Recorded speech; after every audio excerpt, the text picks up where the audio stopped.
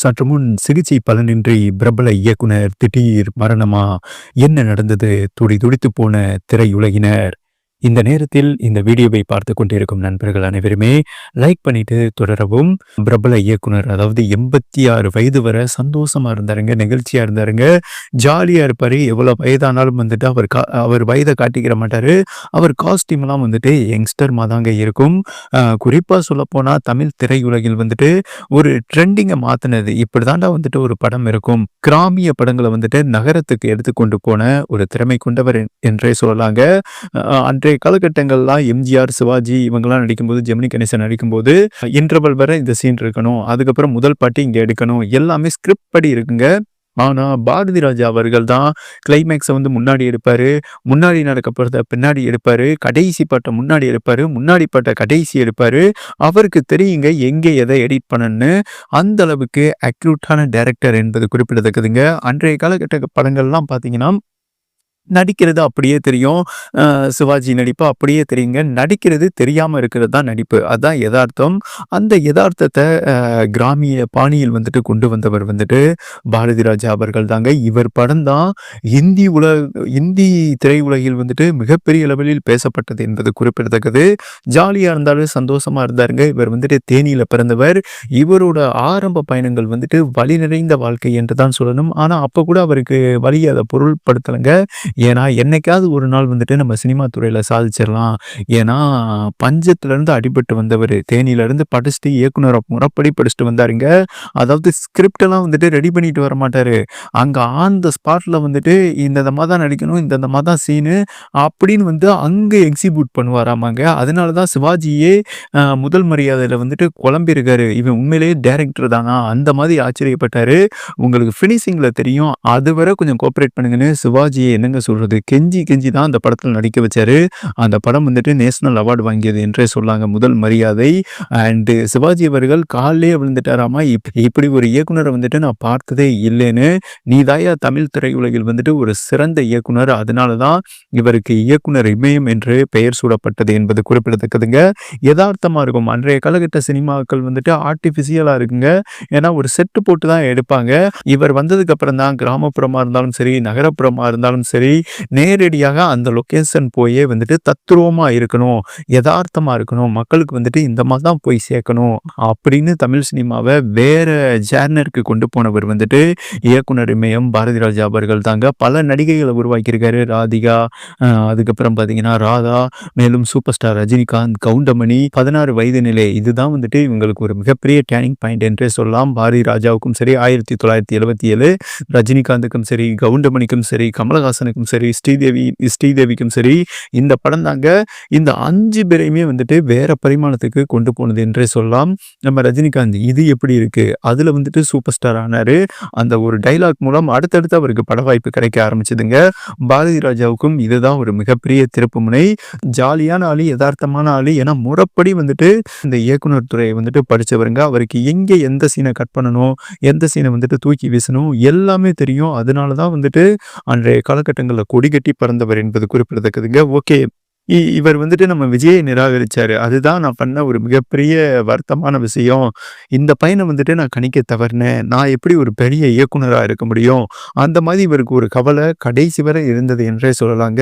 விஜய் அவர்கள் இவரோட படம் தான் அன்றைய காலகட்டங்களில் ட்ரெண்டிங்க. யாரை வச்சு எடுத்தாலும் ஹிட் ஆயிரும். அவங்க அப்பா கிட்ட, சந்திரசேகர் கிட்ட வந்துட்டு இவரோட படத்துல தான் நான் நடிக்கணும், எப்படியாவது நடிக்க வச்சிருங்கப்பா அப்படின்னு விஜய் வந்துட்டு கெஞ்சி கூத்தாடி அவங்க அப்பாவை கூட்டிட்டு போய் பேச வச்சிருக்காரு. இவெல்லாம் ஒரு நடிகராடா, போடா போடா போய் படிக்க வைடா அப்படின்னு எஸ்எஸ்சியை வந்துட்டு அசிங்கப்படுத்திருக்காரு. இன்னைக்கு பார்த்தீங்கன்னா விஜய் சூப்பர் ஸ்டாரா இருக்காப்ல. இது எனக்கு ஒரு மிகப்பெரிய அசிங்கங்க. இப்பேற்பட்ட ஒரு நடிகரை வந்துட்டு நான் வந்துட்டு நிராகரிச்சதுதான் என்னோட வாழ்க்கையில வந்துட்டு ஒரு வருத்தமான விஷயம் என்று பாரதி ராஜா சொல்லி கஷ்டப்பட்டது உண்டு என்பது குறிப்பிடத்தக்கதுங்க. ஆனா அவங்க மகனை எப்படியாவது பெரிய ஹீரோவாக்கிடலான்னு ஏகப்பட்ட பொருள் செலவுல வந்துட்டு இவரே தயாரிச்சு தாஜ்மஹாலுங்கிற படத்தை எடுத்தாருங்க. அந்த படம் வந்துட்டு என்ன என்னங்க சொல்றது 20 நாள் கூட ஓடல. மிகப்பெரிய நஷ்டம் ஏற்பட்டுச்சு. இவர் சம்பாரிச்ச பணத்தெல்லாம் வந்துட்டு எங்கே விட்டார்னா, ரேஸ்லயோ, போதையிலயோ விடலங்க. இவங்க மகனை எப்படியாவது பெரிய ஆள் ஆக்கிறணும், பெரிய ஆள் ஆக்கிறேன்னு அந்த ஒரு கனவுலயே ஏகப்பட்ட பணத்தை இறைச்சு, என்னங்க சொல்றது மகனுக்காண்டி இரையாயிட்டார் என்றே சொல்லாங்க. மகன் மேல வந்துட்டு கொள்ள பிரியம். பணம் போனாலும் சரி, மார்க்கெட் போனாலும் சரி, ஜாலியா இருப்பாரு. ஆனா இவரோட நீங்க பேசுனீங்கனாலே தெரியும். எதார்த்தமா இருப்பாரு, ஜாலியா இருப்பாரு. பொரியெல்லாம் வந்துட்டு தூக்கி வீசிருவாருங்க. ஏன்னா இவருக்கு பன்முக திறமை கொண்டவர். செம்மையா நடிப்பாரு. அண்ட் உங்களுக்கே தெரியும் திருச்சிற்றம்பலத்துல தனுஷுக்கு நிகரா நடிச்சிருவாருங்க. எந்த சீனா இருந்தாலும் என்ன சொல்றது அப்படியே உருக வச்சிருவார் என்றே சொல்லலாம். ஆடியன்ஸை வந்துட்டு கட்டி போட்டுருவாருங்க. பன்முக திறமை கொண்டவர் என்பது குறிப்பிடத்தக்கது. நடிகர் சங்க தலைவரா இருந்திருக்காரு. கிழக்கே போகும் ரயில், புதிய வளர்ப்புகள், நிறம் மாறாத பூக்கள், அலைகள் ஓய்வதில்லை, மண் வாசனை, முத்துக்கள் 3, ஒரு கைதியின் டைரி, முதல் மரியாதை, இப்படி ஏகப்பட்ட படங்கள் வந்துட்டு தேசிய விருது வாங்கி உள்ளது என்பது குறிப்பிடத்தக்கது. வேதம் புதிது, கருத்தம்மா, தேவர் மகன் வந்துட்டு கமலஹாசன் வந்துட்டு எழுதலைங்க அந்த கதையை. நம்ம இயக்குனர் பாரதி ராஜா தான் வந்துட்டு அந்த கதையை வந்துட்டு எழுதியிருக்காரு என்பது குறிப்பிடத்தக்கது. அந்த கதையை தான் வந்துட்டு இவர் எடுத்திருக்காருங்க. நம்ம கமலஹாசன் எடுத்திருக்காரு என்பது குறிப்பிடத்தக்கதுங்க. இப்படி பன்முக திறமை கொண்டவர். திருச்சிற்றம்பலம், கேடி பிள்ளா, கில்லாடி ரங்கா, நம்ம வீட்டு பிள்ளை, ஈஸ்வரன் போன்ற பல படங்கள்ல வந்துட்டு குணச்சித்திர வேடங்கள்ல நடித்தவர் என்பதும் குறிப்பிடத்தக்கதுங்க. ஓகே, இவரோட வாழ்க்கை வந்துட்டு இப்படி ஏற்றத்தாழ்வு இருந்தாலும் முழுக்க முழுக்க ஜாலியான பர்சன் வைங்கள, ஜாலியா இருப்பாருங்க. இவருக்கு எங்க வந்துட்டு ஒரு பின்னடைவு ஏற்பட்டுச்சுன்னா இந்த ஆண்டு தாங்க 2025 மார்ச் 25 அன்றைய நாள்ல தான் இவர் ஹோமா நிலைக்கே போயிட்டார் என்பது குறிப்பிடத்தக்கது. தன்னிலையை மறந்துட்டாருங்க. 86 வயதுல தன்னிலையை வந்துட்டு மறந்து தீவிர சிகிச்சை பிரிவில் வெளிநாட்டுல சிகிச்சை பெற்று வந்து கொண்டிருந்தார். அதற்கு காரணம் என்னன்னா இவங்க மகன் தான் இவருக்கு உயிர். ஒரே ஒரு மகன் தாங்க, செல்லமா வளர்த்தாருங்க. மகனுக்காண்டி இவர் சம்பாரிச்ச எல்லா பணத்தையும் இழந்துட்டாரு. மகனுக்கு கேரளால ஒரு பொண்ணை பிடிச்சதுங்க.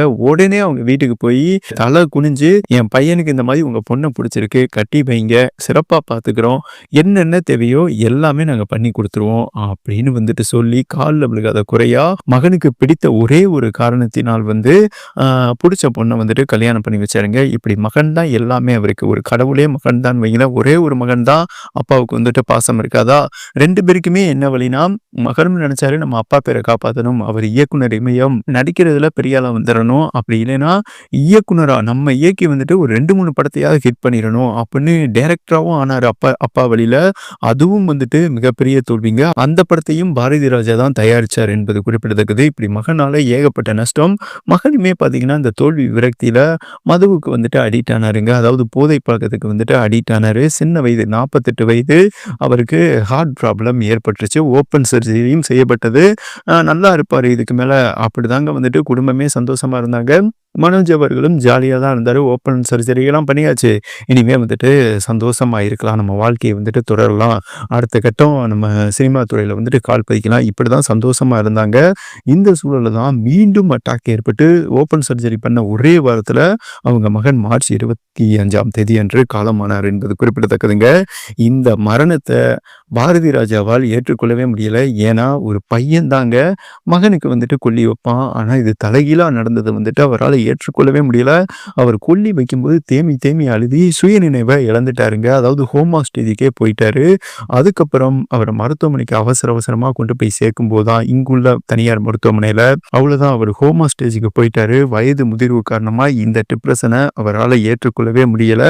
அவர் மீண்டும் பழைய நிலைமைக்கு திரும்பினா மேல்நாட்டு சிகிச்சைக்கு தான் நீங்க எடுத்துட்டு போகணும். ஏன்னா பிரெயின் வந்துட்டு அன்றைய நாளோட நினைவுகளை வந்துட்டு மறந்து விட்டது என்றும் அவர் உணவே எடுத்துக்கலையாமாங்க. பாரதி ராஜா ரொம்ப மெலிந்து, அதாவது ஒரு 29 கிலோவுக்கு வந்துட்டாராமா. 58 கிலோவுக்கு மேல இருந்தவர் வந்துட்டு ஒரு மாத காலம் தீவிர சிகிச்சை பிரிவில் தான் இருக்கிறார் என்றும் மேல்நாட்டில் ஒரு அதிர்ச்சியான செய்தி வந்துட்டு வெளியானதுங்க. வலைதளங்கள்ல படிச்சதான். இந்த சூழல்ல தான் அவர் மீண்டு வரவே இல்லை. இப்ப அவரால் சுவாசமும் விட முடியலையாமா.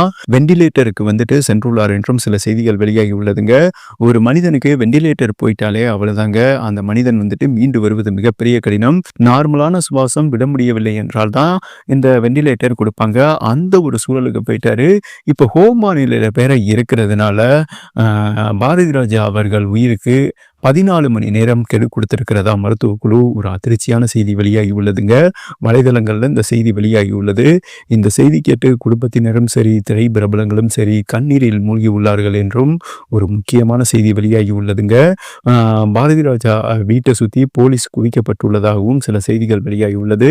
அன்றைய காலகட்டங்களில், அதாவது இவர் திரைத்துறையில பெரிய ஆள் ஆகிறதுக்கு முன்னாடி இவரும் சரி, இளையராஜாவும் சரி, கங்கை அமரனும் சரி ரொம்ப வருமங்க. காசே இருக்காதாமா. ஒரு 2 இட்லி சாப்பிட்டு சாம்பாரை வந்துட்டு குடிச்சுக்கிருவாங்களாமா. அந்த ஹோட்டல்ல வந்துட்டு திட்டுவாங்களாமா, ஐயோ எவ்வளையா 2 இட்லிக்கு எத்தனை சாம்பாரியா ஊத்துறது அப்படின்னு சாம்பாரை அப்படியே குடிச்சுக்கிட்டே இருப்பாங்களாமா. பாருங்க எந்த அளவுக்கு வந்துட்டு கஷ்டப்பட்டிருக்காரு. ஆனா அந்த கஷ்டத்தெல்லாம் வந்துட்டு சந்தோஷமா எடுத்துக்கிட்டாருங்க. அவரோட மகன் இறப்பதான் அவரால் ஏற்றுக்கொள்ளவே முடியல. அதற்கு காரணம் 86 வயதுல ஒரு மகன் இறக்கும்போது, 48 வயதுல இறக்கும்போது யாராலங்க தாங்கிக் கொள்ள முடியும் ஒரு அப்பனா? அப்படி ஒரு நிலைமை ஏற்பட்டுதான் ஹோமா ஸ்டேஜுக்கு போய் தற்போது வெண்டிலேட்டர் கொடுத்து வருகிறார்கள் என்றும் ஒரு அதிர்ச்சியான செய்தி வெளியாகி உள்ளது. நல்ல மனிதர், இயக்குனர் இமயம், அதாவது பல இயக்குனர்களுக்கு ஒரு மிகப்பெரிய பாடப்புத்தகமாக அமைந்தவருங்க. அவர் மீண்டு வர வேண்டும். நாம் அனைவருமே ஆண்டவனை ப்ரே பண்ணிக்கலாம்னு சொல்லிட்டு இந்த வீடியோவை கம்ப்ளீட் பண்றேன்.